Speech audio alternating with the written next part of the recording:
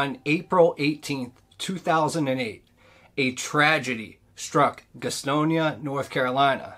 Jamie Fraley, who was a native of North Carolina, was last seen in her apartment at the Copperfield Apartments in Gastonia. Jamie was a young 22-year-old woman who was unfortunately dealing with a few challenges. Jamie was diagnosed as being bipolar and seemed to suffer frequently from anxiety and panic attacks. And although she was 22 years old, she never got a driver's license. Because of that, she depended on her friends and neighbors and even her social worker for rides. And when she came down with a really bad case of the stomach flu on April 8th, she was forced once again to rely on someone else to get her to the hospital.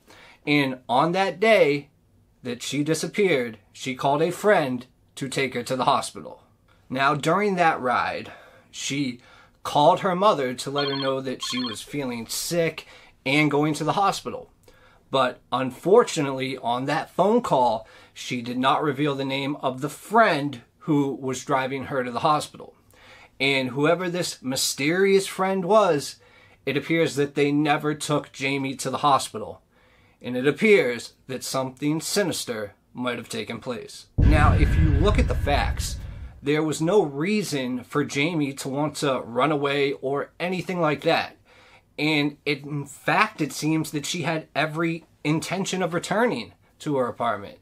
Because at her apartment, she had her keys, she had her wallet, her ID, and purse. And this is even more disturbing because 2 days after her disappearance, her cell phone was found on the side of the road, a few miles away from her apartment. And it seemed as though someone had simply just thrown it out the window of the car as they drove by. Now, without knowing what happened, the police seized the phone as evidence and noted that many calls had been logged on the day of Jamie's disappearance, which was April 8th, as well as early in the morning on April 9th. So after the police found this phone, they were certain that some kind of foul play was going on and began to investigate the disappearance of Jamie Fraley intensely. Now, at first, the police were actually hopeful that they would get a fingerprint from the cell phone that was discarded. But unfortunately, by the time investigators got the phone, too many other people had already handled it. So there was no way to differentiate one smudged fingerprint from another. And the calls logged on the phone did not prove to be of much relevance either. So with the phone basically leading them down a dead end, the investigators turned their attention to Jamie's close friends and associates. And Jamie had a boyfriend named Ricky Dale Simmons Jr., but he was absolutely safe from scrutiny since he had actually been incarcerated at the time of her disappearance. But her boyfriend's father, on the other hand, who was Ricky Dale Simmons Sr., became a person of interest immediately.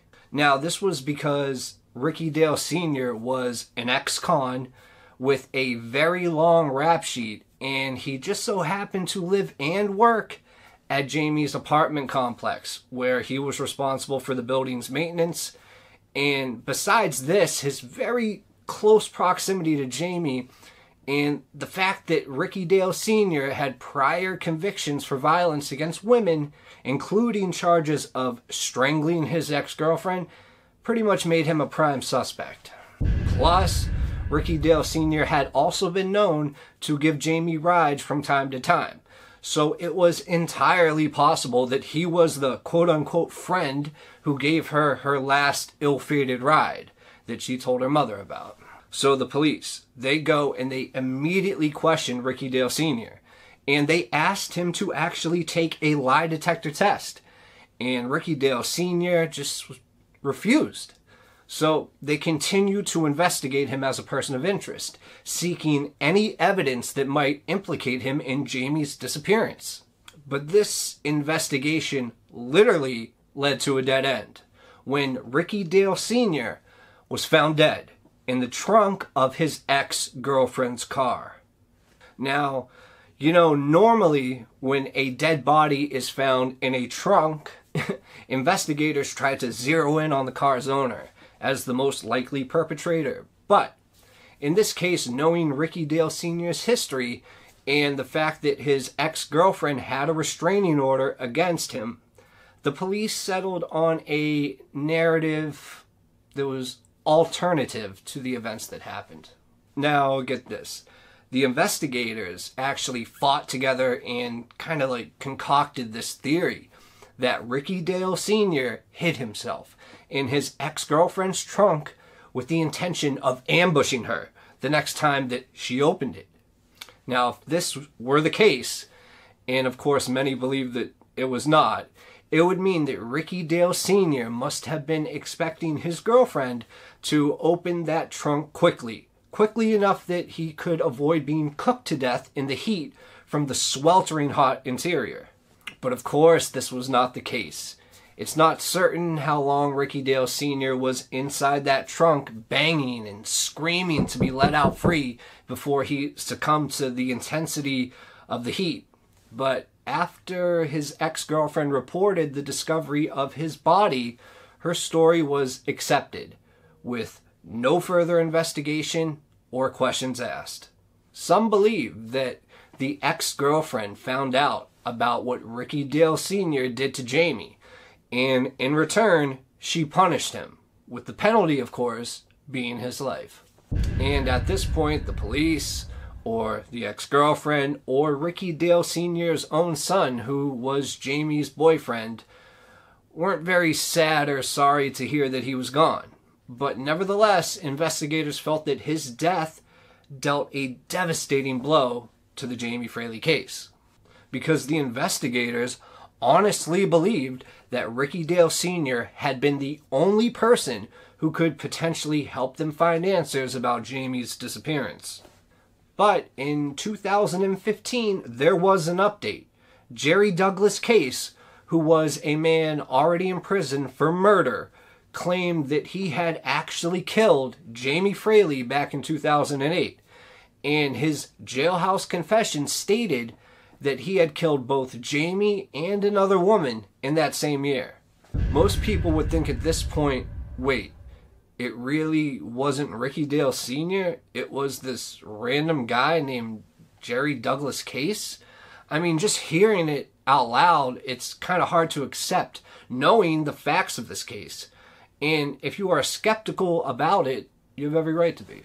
Because records actually indicate that Jerry Douglas Case was actually in prison when Jamie went missing, which means him being involved is impossible. So you might ask yourself, why would Case confess to a crime that he did not commit? Well, according to the local DA, who was named Locke Bell, he said that Case did this to play games, and further went on to say that people facing life sentences throw out fake confessions all the time in order to get media attention or use this new information as a bargaining chip to negotiate better conditions in prison. So at the end of the day, the authorities refused to entertain the idea that Jerry Douglas Case could be the killer, or let alone have any involvement. It seems that they had identified Ricky Dale Sr. as indeed their man, and even the gruesome discovery of his cooked corpse in the trunk of the car gave them absolutely no reason to change their minds. Where or what happened to Jamie Fraley is still a mystery. And maybe, if this story gets big enough, it can shed light on her disappearance once again. And maybe there is hope then in the future that she can be found, because hopefully she is still alive, even though the odds say she isn't. Thank you for listening to this story. I will be uploading stories 2 to 3 times every week, sometimes with multiple stories in them, so please, if you enjoyed this, take a moment to subscribe and give this video a thumbs up. And share this video with everyone that you know, because it's the most important part. Thank you for watching, and I'll see you next time.